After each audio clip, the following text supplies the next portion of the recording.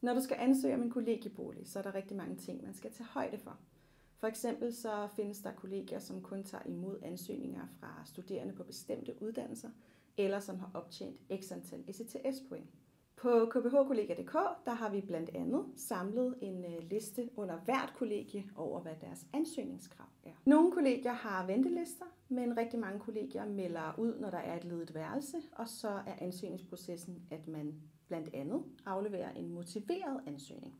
Og hvad er så en motiveret ansøgning? Det er et godt spørgsmål. Det er en ansøgning, hvor du skriver lidt om dig selv, og hvor du skriver om, hvorfor lige præcis du er den rigtige kandidat til det ledige kollegieværelse, og om, hvad du kan bidrage med til kollegiet og til kollegiets fællesskab.